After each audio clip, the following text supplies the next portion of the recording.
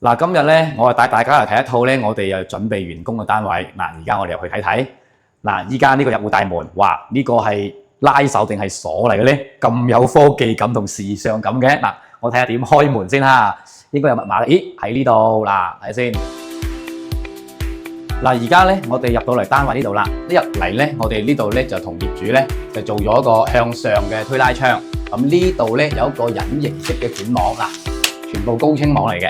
你拉咗個網之後咧，望出表現得咁清晰嘅嗱。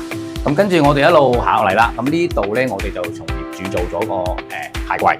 咁下邊咧，你可以睇到我哋就做咗個撈空嘅設計啦。撈空咧，咁呢個位置我可以留意個細節啦。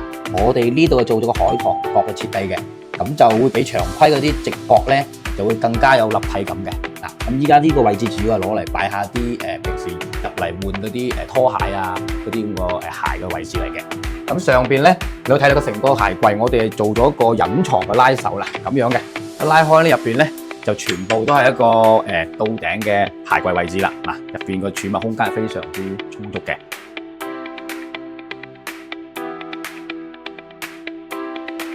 呢度咧就係一個大廳嗱，而家個工程進度咧就係定製櫃咧都喺度裝緊嘅，咁同埋成個天花你可以睇到嘅，我哋天花上邊咧好多啲喇叭啊燈仲未裝嘅，咁你可以留意睇下我哋成個廳咧，我哋做咗好多啲弧形嘅設計，好多啲弧形嘅設計嗱，因為原先呢度咧就係一間客房嚟嘅，我哋就打通咗，做咗一個比較大嘅廳，咁呢度有條橫梁，咁我哋做咗個弧形嘅設計咧。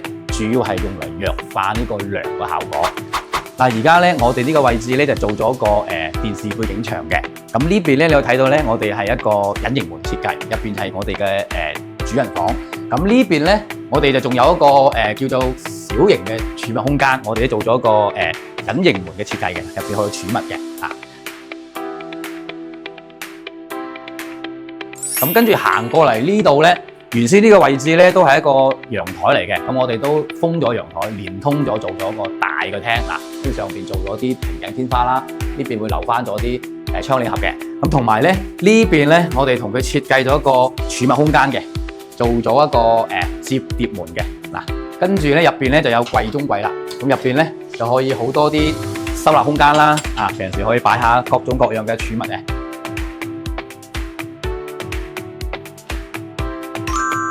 嗱，而家呢個位置咧就係我哋個飯廳位置啦。咁飯廳位置咧，我哋同客戶咧就 design 咗一個餐邊櫃嘅。咁你可以睇到呢個餐邊櫃咧，我哋係做咗一個深淺色嘅搭配，做咗一個懸掛式嘅設計。咁上邊咧會有少少玻璃門嘅點綴，咁成個輕車風就出到嚟啦。咁同埋呢個位置咧，我睇到咧，我哋係一個客房嘅隱形門位置嚟嘅。咁我哋入去咧，呢邊就係一個客房嚟嘅。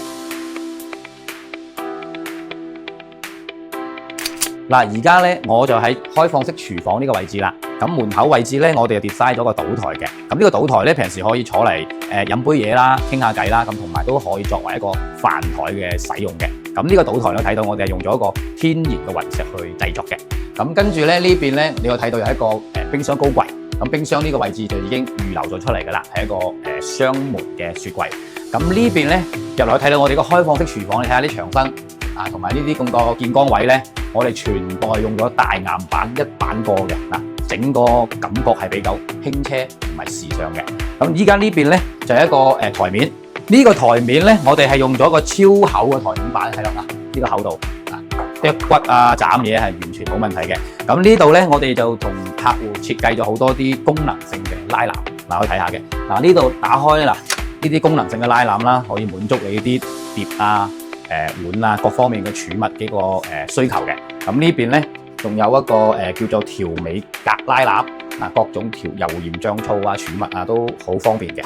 咁同埋呢度咧有一個高櫃，咁呢度咧我哋就留咗位做一個烤箱啦，同埋一個消毒櫃嘅位置嘅。咁呢度仲有一個我哋做咗一個儲物空間嘅啦。呢度咧你可以睇下咧，我哋成排都係呢啲可以擺下零食啦、小物件啦，一排嘅儲物空間啦。呢啲功能性嘅拉籃咧，就會讓你增加咗好多啲儲物嘅位置啦。咁同埋呢邊咧，我哋就係星盤。星盤咧，我哋做咗一個台中盤，一個大單盤。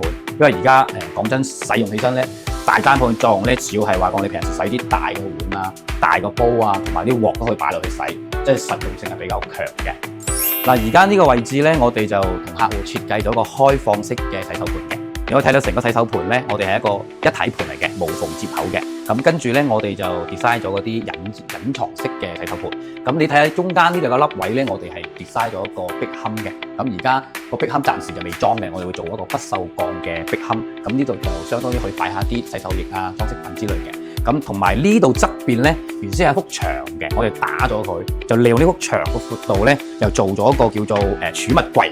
咁平時啲雜物啦，包括啲紙巾啦，都可以擺喺呢度嘅，即係增加咗呢個收納空間。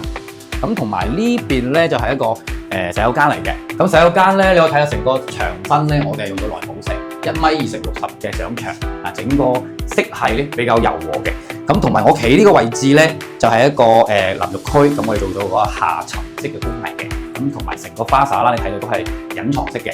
咁呢個位置咧就係一個坐廁位置嚟嘅。咁側邊我哋都 design 咗個嵌入式嘅壁龕，啲紙巾啊，同埋平時手機啊都可以擺喺度嘅。咁成個設計睇起身咧會更加實用同埋美觀嘅。嗱，而家咧我帶大家去睇睇我哋主人房嘅位置。嗱，隱形門呢度入嚟咧。一入到嚟咧，你可以見到我哋成個主人房呢一邊牆咧，我哋都做咗一個大櫃嘅。咁呢邊咧嗱，你都可以睇到，我哋咧係做咗個好大嘅拖筒嘅，增加嗰個儲物空間。咁呢邊咧，我哋做咗一排咧，都係嗰啲叫做摺疊門啦。入邊咧，全部都係攞嚟掛衫儲物嘅，成個空間咧係非常之大嘅。嗱，咁同埋呢邊咧，我哋咧就做咗一個床頭背景造型啦，同埋呢邊咧有一個簡易嘅書台設計。